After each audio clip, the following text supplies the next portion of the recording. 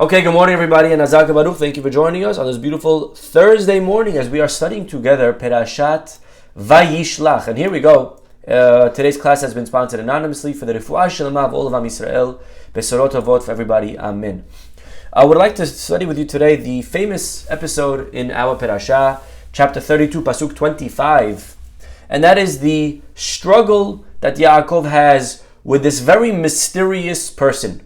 Pasuk says that as he was crossing his family over the river, he winds up alone on one side of the river, and the Pasuk says, Vayivater Yaakov levado. Yaakov is by himself. Vayivater Yaakov levado. He's alone. Vayeavek ishimo, and all of a sudden a man starts vayeavek with him. What does that mean? Vayeavek. Man starts wrestling with him. Ad alot hashahar, till the break of dawn. Okay, so Yaakov is by himself, and all of a sudden his family's on one side of the river, and he's on the other side of the river, and this guy walks up to him and starts picking a fighting with him all night long. Now we know nothing about who this guy is. Why is he fighting with him? What's the purpose? What does he want? What did Yaakov do? And why is Yaakov alone, by the way? Okay, we don't know a lot. The story is very, very, very vague. All we're told is that he's alone and the guy starts fighting with him. And there's one lesson here that we could just mention shortly, and that is that in life, it's not good to be alone. Lo tov heyot ha'adam levado. Okay, God says it right in the beginning of creation. In life, you can't be alone. We can't be by ourselves. We need to have a friend. We need to have people that we can talk to, people that can help us with whatever we're going through in life. It's not good to be alone. That's lesson number one. Yaakov's alone, and look what happens. Now, the way the Torah phrases the battle, how does it say to fight in Hebrew? If I were to ask you, pick a word for fight, what would you say? I would say lariv. They were fighting. Doesn't say that. What does it say? Vayeavek. Very interesting choice of words. Let us open up, please, to Bereshit, to Genesis.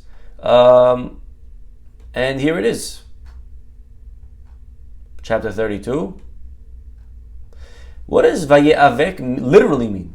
Anyone know what word is in the word Vayeavek?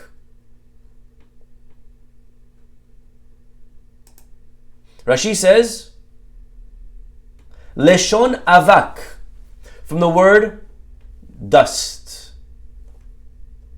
What does dust have to do with fighting? Why would you call it dusting? Says Rashi, Shehayu ma'alim afar beraglehem al yedeh nuam. Have you ever saw two people struggling and wrestling with each other? What happens? They're moving their feet, right? And what happens when you move your feet on the ground? You start raising all the dust and all the dirt starts flying up. And therefore, what a good way to refer to people fighting, by calling them people that are raising dust, dusting. Okay? So that's where the word vayeavek comes from. Okay? They are dusting. Now, just imagine you saw two guys bowling. You don't know what bowling is. So you say, hey, tell me, what are those guys doing over there? And you say, oh, they're drying. What? They're drying. Oh, okay. That's all they're doing? They're drying? No, I mean, they're playing a sport called bowling, but that's what they're doing. They're drying. What do you mean? What are they drying? Well, you see, when the ball comes out, they have to dry the ball to make sure that it's all dry so that it could, they could bowl it properly. Imagine you refer to bowlers as dryers. It's like an insignificant part of the game. Yes, you're right. They're also drying. That's not what they're doing. They're mainly bowling. All of a sudden over here, we refer to people fighting as dusters. Vayeavek. Why? Why are we referring to them by such a minor, insignificant factor? Okay, good question. Good question. Now, there's a Gemara in Masechet Hulin. Also, another question. Okay, another question. Gemara says, not only did they raise dust with their feet, but you should know, You know how high this dust went? They were fighting all night long that they brought the dust all the way up to Kiseh HaKavod.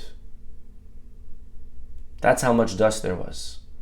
That they were raising the dust with their feet all the way to Kiseh HaKavod, to the throne of glory, which is all the way in the heavens. Now again, this is a beautiful and important Gemara. We have to understand, what is the Gemara trying to say? I don't think that the dust physically went up that high. First of all, it's not likely and very, very impossible. But it's also, there's no physical Kiseh HaKavod. So when the Midrash is telling us that the dust went from here to the Kiseh HaKavod, the Midrash is trying to teach us something very important. But the question is, what? Okay, question number 2. Now, let's keep going. Why is he alone? How did he end up alone? He was with his family. Well, he went back. Went back for what? Everyone's on one side of the river. That's it. You're done. Keep walking to Esav. Says Rashi, also Masechet Chulin, page 91, Shachach pachim ketanim vehazar alehem. He forgot pachim ketanim. He forgot small jars. He forgot small jars and he went back for them. Now this is itself fascinating. Can you imagine, you went on vacation, stayed at this beautiful hotel, 8 days for winter vacation, you spend $10, $12, $15, $20,000, you come back, and as you are back here, you guys, oh my God, I forgot my t-shirt, my $8 Old Navy t-shirt. 1 second, I'll be right back. As you're heading back, right? You take another Uber back to the hotel to pick up your shirt and you meet your family in the airport. Dude, you forgot a shirt. Get a new one when you go back home. Why is Yaakov going for pachim ketanim? Something that's so insignificant. It's a few dollars. Again, you have thousands and tens of thousands and hundreds of thousands. He has servants. Look at what he sends to Esav. Camels and this and that. All the animals. Okay, Yaakov over here is very wealthy. Okay, he left Israel poor. But he is loaded now. And if you're loaded, you're stopping. You know what they say? The certain rich people, they make so much money that if they drop $100, they would lose money if they stopped and bent down to pick it up, because they're making more in that second than $100. Again, it's not literal, it's not actual, because they could still stop and pick it up, because they're not going to lose the money that they're making. They're making the money in stocks or whatever. Their money's working for them. But it's a interesting observation. But be it as it may, there is actually an interesting derash over here of what it means that he forgot pachim ketanim. We know there's something called tzara'at. Are we familiar with tzara'at? Leprosy. Leprosy could come sometimes on a person's body, could come sometimes on a person's house, sometimes on a person's clothing. And the Torah tells us that in Eretz Yisrael, if a Jew notices spots on the walls of his house, he must call not a doctor, not a painter, but he calls a kohen. The kohen comes, sees why is the house defiled, and he instructs the person before he passes judgment on the house. He tells the person, you ready for this? He tells the person, listen, before I look at it, because I'm going to say one word, tameh. The second I say the word tameh, everything in your house will become tameh. So do yourself a favor. Take out all of your furniture, take out all of your clothing, because then you could save them from becoming tameh. The Torah over here is concerned with people's money. And the Torah tells you there's a life hack over here. Okay? We love those today. Okay? But there's a hack right here. And this is getting your stuff out of the house before the Kohen comes. Very nice. From this halakha, the Zohar learns actually something very interesting. And that is that if Hashem is concerned with a person's small jars, even a person's small dishes, how much more so should a person be worried about his own health, about his own safety? If we're worried about jars, and we tell you, by the way, make sure that the jars are taken out so they don't become impure. Obviously, a person must be concerned about his own safety and therefore never walk alone. Make sure you always have a shomer, people with you. When Rashi says that Yaakov was going back for jars, it doesn't say going back. Rashi says shachach. He forgot. Maybe what Rashi means is that Yaakov forgot the lesson from the jars. Why is Yaakov alone? He must have forgotten the lesson. The Zohar says, look what we learned from jars. If we learn not to leave jars in the house, obviously you shouldn't leave yourself alone. Yaakov must have forgotten about the jars, and therefore, that's why he was by himself. Very nice drash. But coming back just to the actual story for a second, Rashi says he forgot tachim ketanim, and we understand that literally that he left jars and he went back for the jars. And the Be'er Yosef, I would like to share with you what he says. The Be'er Yosef says that what the Torah is telling us is that if Yaakov forgot the jars, if the Torah is telling this to us, it must be that that's what the fight was about. That's not just something trivial. That's not just, by the way, happens to be coincidental. He forgot about the jars. No. If he forgot the jars, that means that's what the fight was about. That's a very important part of the story. We sometimes think the main part of the story is that he was alone, he was by himself, he went back. No. You know what's the main part of the story? The small jars.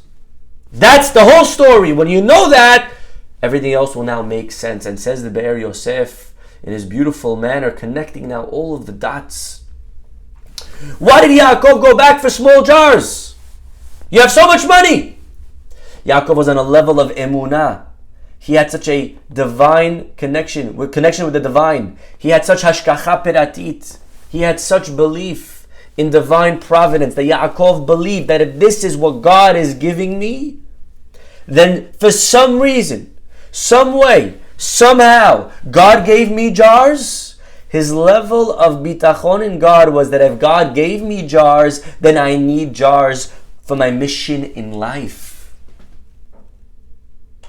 If this is what God is giving me, that's part of my mission.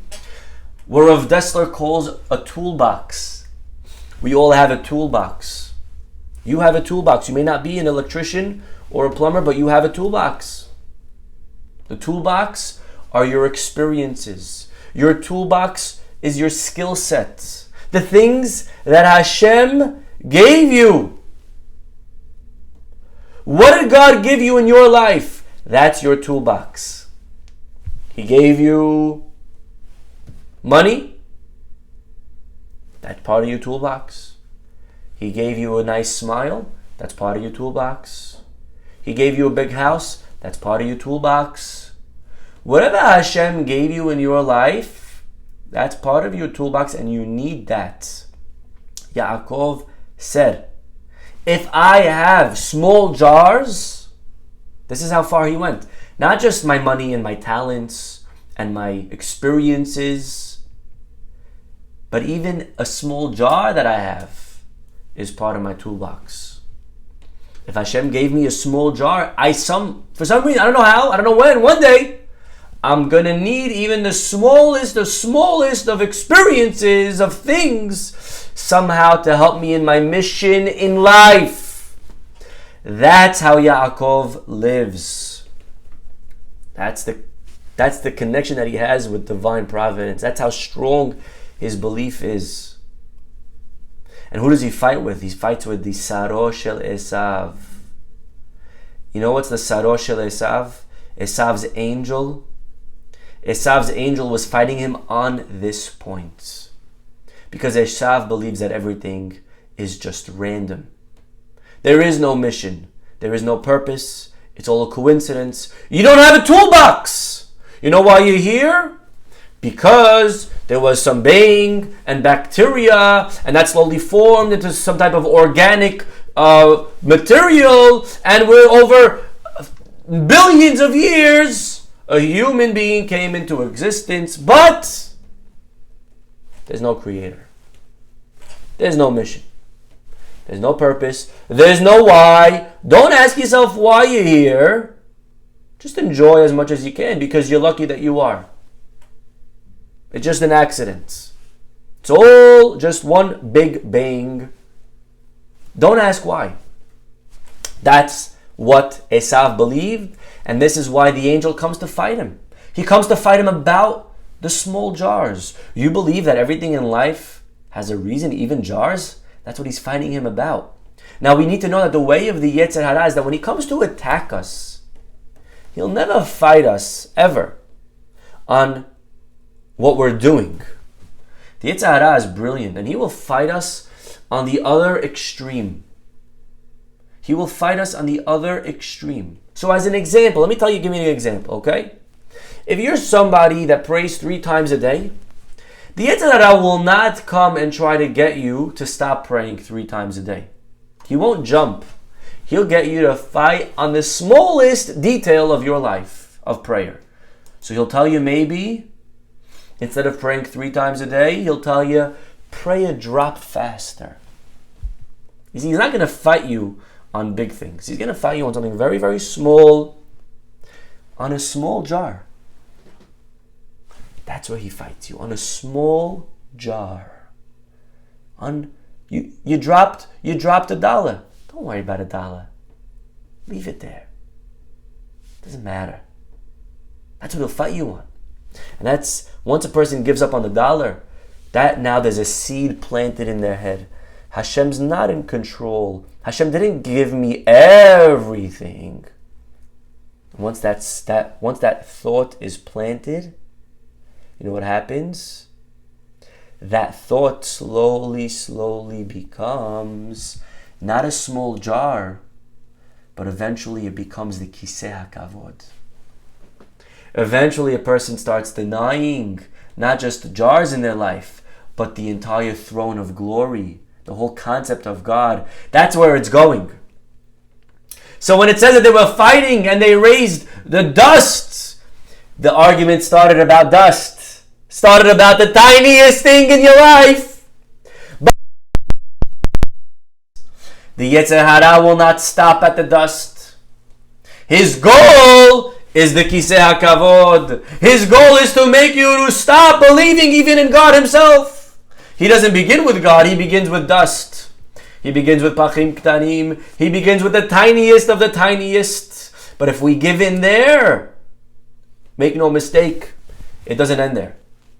Eventually he's going to want us to give up every single ounce of belief in God that we have, to deny even the throne itself.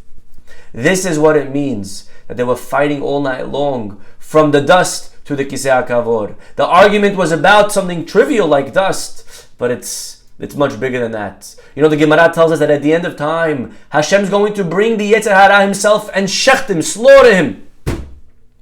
And everyone's going to be gathered around, both tzaddikim and reshaim, both the righteous and the wicked. And when they see this, they're going to start crying. Both the righteous and the wicked are going to start crying, but for very different reasons. The righteous will start crying and saying, wow, I was able to defeat this huge monster of a mountain of the Yetzer Hara. Psh, can't believe it. And the wicked will look at the Yetzer Hara, but it won't appear as a mountain. You know how the Yetzer Hara appears to the wicked? Gemara says, a tiny hair. And the wicked are going to look at this Yetzer Hara and say, what? I couldn't even beat this tiny little creature? So the tzaddikim will see the Yetzer Hara as a mountain, and the reshaim will see the Yetzer Hara as a tiny little string.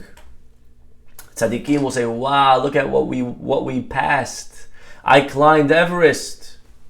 The reshaim will say, oh my God, shame on me, I couldn't even defeat this little piece of string. I couldn't even walk over this little item. And obviously his Gemara is so beautiful and deep. But we wonder, which one is right?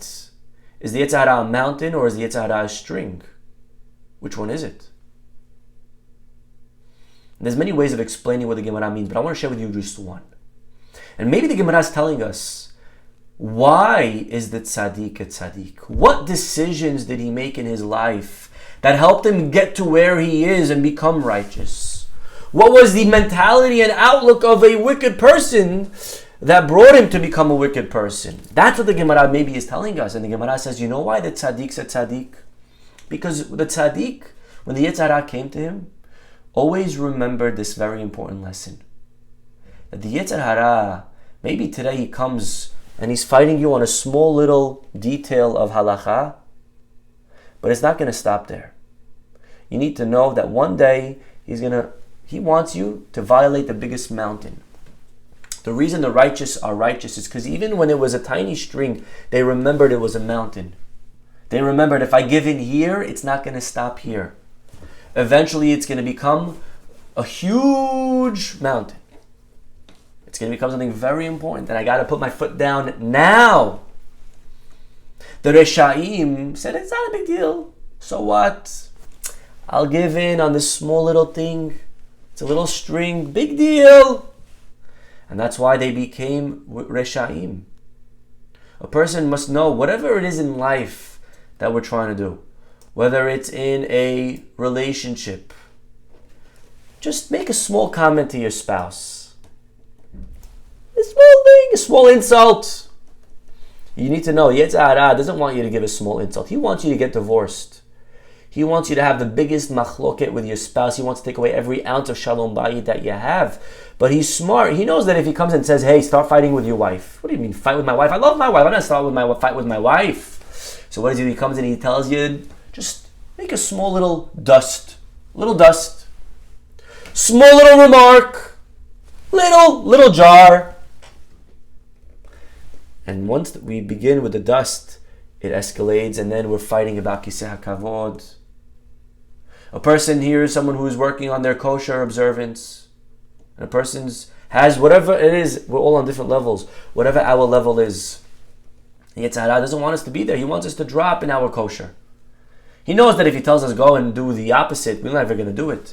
So you know what he says? He starts with making us maybe to forget to say brachot. Maybe just don't. This food, it's kosher. What are bugs? What's bugs? You look with your eyes and there's no bugs. And then we start breaking a little bit, halacha, just a tiny dust, a tiny bug. And eventually, before we know it, the guy's breaking the biggest halachot of kosher. Always in life, this is the strategy of the Yetzer Hara. He gets you to fall on something small, but he never wants you to fall on the small. His thinking huge. He wants you to ruin your life. He wants you to ruin your marriage. He wants you to forget about the kiseh hakavod, forget about Hashem. He starts with dust, but it never ends with dust. This is the strategy of the Yetzer Hara. There's an amazing mashal story. I'm going to say the fast version because I believe I said it before, and I apologize if I did. But it's called the inch. Okay, this is a parable called the inch. There was once a miser who lived in his warehouse. That's how cheap he was. He figured, why pay rent twice? And this miser, one day after living many years alone, realized he's bored, he's lonely, he wants to get married. He goes over to the matchmakers. He says, listen, could you get me a nice pretty girl? I have a lot of money. The lady says, sure. Give me your name, give me your information. Where do you live? He gives her his address, and she's like, wait, that doesn't make sense. That address is in a commercial area. He says, yeah, I live in my warehouse. It's huge. I'm sure she'll love it. And she starts laughing. She says, honey, no girl's going to agree to live with you in your warehouse. You need a house. You need a home. Go out and buy a house, and I'll give you any girl you like. And this man didn't want to, but he said, if I have to, then that's what I'll do. And so this miser, this very wealthy miser, starts going out and starts looking for a house. And he has this perfect house that he envisions. And finally one day he comes across the perfect house, the way he dreamed of it, the size and the location, everything is perfect. He goes and he knocks on the door. The gentleman opens up. He says, hi, good morning. How can I help you? And this miser, he says, hello, good morning. And I love your house. And I'm willing to pay you $5 million for it. The man smiles, he chuckles, he says, oh, that's so kind of you. I'm actually not looking to sell it right now, but have a good day. And he closes the door. And all of a sudden, the miser And his ego gets to him. And he says, what? Did he just tell me no? Nobody tells me no. And he knocks on the door again. And the guy opens up and says, hi, how can I help you? And he says, I'm sorry, did I say 5 million? I think there was a slip over there. I meant 15 million. And the guy looks at him, he's like, dude, I'm not selling my house. Stop trying to buy it, okay? Have a good day. When you see a for sale sign, is there a for sale sign somewhere out there that I didn't notice? No, there's no for sale sign. When you see a for sale sign, then my house is for sale. Good luck. Slams the door shut. Now the miser had it. Now it's his mission to get this guy's house. Next day he comes back, he knocks on the door, the guy opens up, he sees him, oh, you again, okay. How can I help you again, George? He's like, listen, all right, listen. And yesterday we got off on the wrong foot. Introduced myself. Nice to meet you. This is my name. This is what I do. And I'm looking to buy a house. Maybe I insulted you with the offers of 5 million and 15 million. I'm going to make you an offer right now of $25 million for your house. Deal or no deal? The guy looked at me and says, no deal, man. I don't want to sell my house. Stop trying to buy it. Okay? There's a lot of other houses for sale. Good luck. Slams the door shut. Now this guy, George, is so upset. And he starts brainstorming, and the next day he comes back, and he has a brilliant idea. Comes back, knocks on the door.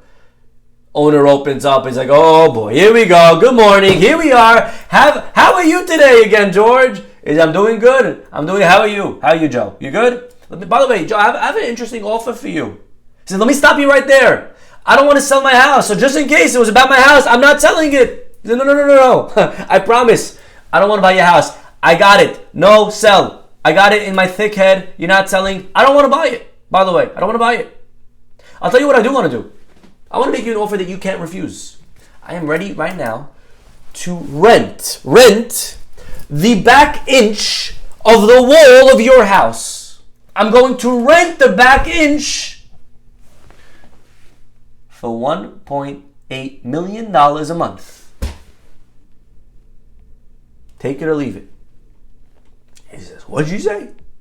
$1.8 million. Let me get this straight. You want to rent the back inch of my house, which is, by the way, I have 4 inches of concrete, but you want to rent the back inch of that concrete. You want to rent that for $1.8 million a month? He says, yes, sir. You heard me correctly. $1.8 million a month.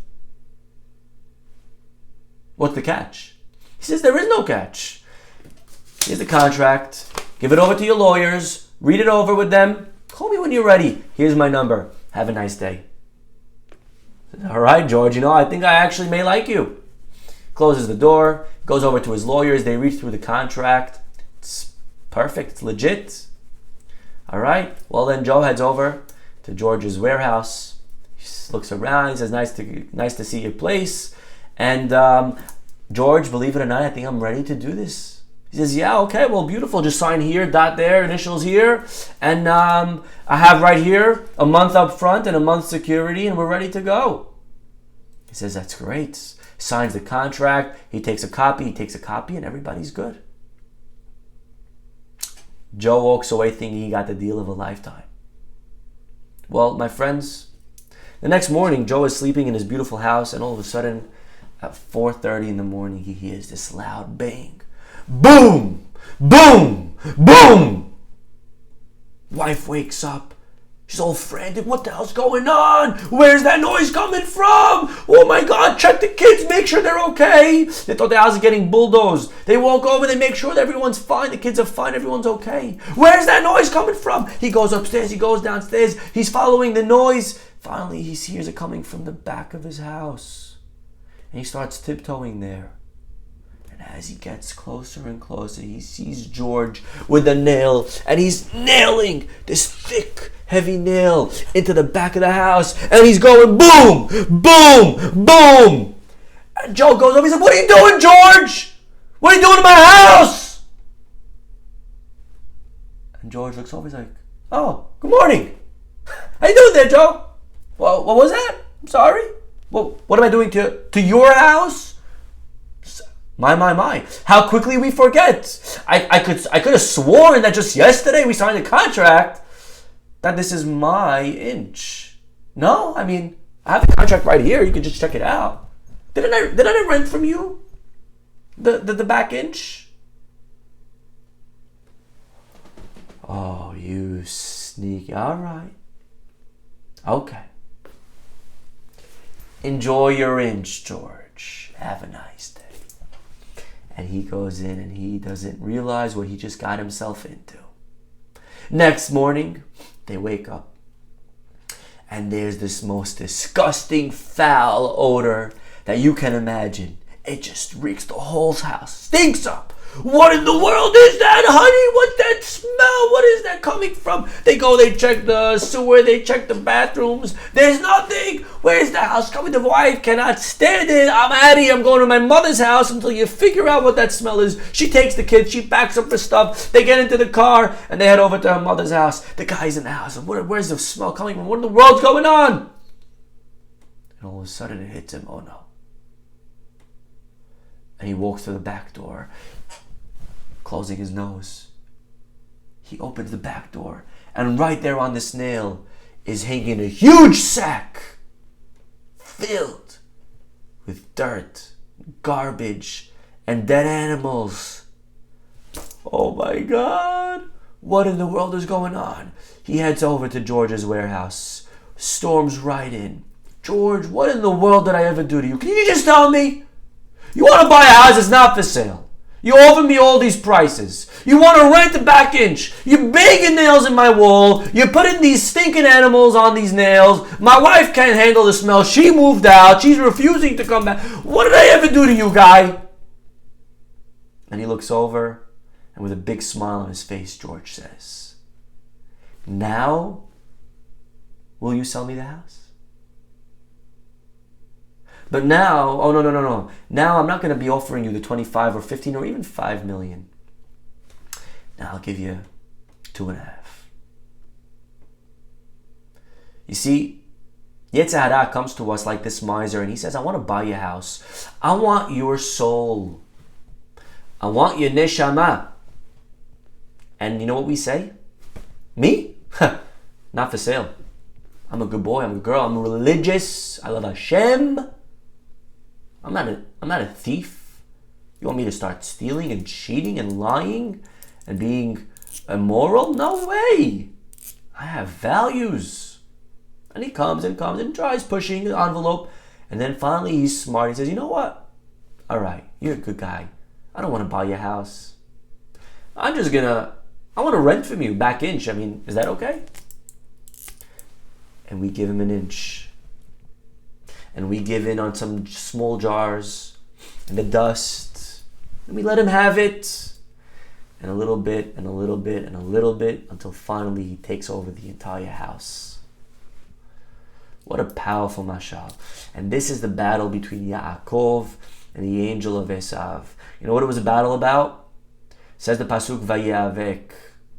They were making dust. It began with insignificant small things, and Yaakov knew, if I give in here, it's going to rise up to the Kisei HaKavod. Now this spiritual battle actually had physical ramifications, because we see in the morning, when the angel leaves, Yaakov is limping. He's walking and he's limping. It hurts him. It has a toll. It takes a toll on his physical well-being. And we actually find something beautiful. Rabbi Bernstein says that if you take a look, when he's done fighting, what does he name the place? Anyone know? He names the place. I mean, this is a big deal. So he names the place. Like people name their cars, you know?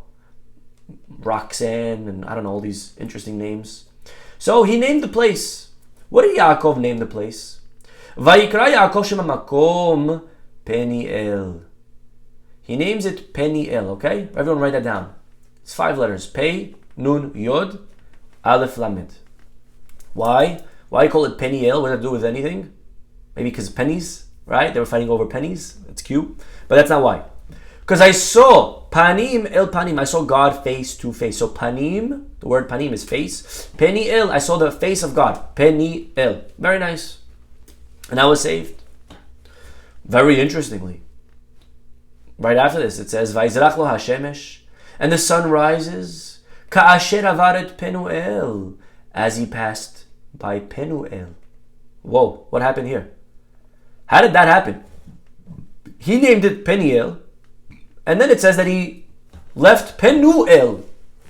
Where did the Vav come from? How did the Peniel become a Penuel? And Rabbeinu B'Yachia explains these names and saying that it actually is representing the two different planes that Yaakov is fighting on. The letter Yud, my friends, is the most spiritual letter. We know that Hashem's name is two Yuds. Why is Yud a spiritual letter, by the way? Because it's the only letter that rises above, it floats above the line. It doesn't land and rest on the line. Yud's above the line. It's not connected, so to speak, to the physical, to the line. It's not connected to down here. It's floating. It's a very spiritual letter. It's the smallest letter. It's the least physical letter. Not only that, but it even represents future. How do you take a word from Hebrew and turn it into future? You add the letter Yud. Shir, Yashir. Kotev, Yichtov. You add a Yud in the beginning of a word and it turns the word from now to future. Future didn't happen yet. Future is just a thought. It's a very spiritual thing. There's no physicality yet attached to it. It's just in the thought, it's just in the mind. It's a very spiritual idea. That's the letter Yud. As opposed to the letter Vav. What is Vav? Vav is just a longer Yud. You take a Yud and you just make it longer. You add a little bit more physicality to it. Vav is also the number 6. It's the 6 days of the week of creation. Vav is a very... Vav also is Ve, connects. It connects things. It's a very physical letter. Very interesting. And so Yaakov calls it Peniel because that's representing the initial battle. It was a spiritual battle. It was a battle on the spiritual realm. So that's the letter Yud. But very quickly, it ends up representing and manifesting in a physical sense as well. And therefore it becomes Penuel. So the first name is the spiritual battle. And the second name is the physical battle. And we know that the angel doesn't really shake Yaakov from his belief in God. But it actually takes a toll on Yaakov's children. He hits him where? In the sciatic nerve. Where is the sciatic nerve? The sciatic nerve is right near the reproductive organ. And what that means is that he was able to inflict damage and to attack and to damage not Yaakov, but his descendants. But his children. It affected all of his offspring. And that is the fact that his descendants would not be on the level that he was, as far as the connection that Hashem has. Yaakov was at such a high level. He believed that even Pachim Ktanim in my life, somehow God is connected to. And that's the level of Hashgacha Pratit that he has. You know, we all believe that the big things in our lives, God is there for us and He's guiding. But how small can you go? How small? What about, people ask me, Rabbi, am I allowed to pray for, this team to win? Small thing. But if you believe in an infinite God, there's no such thing as small.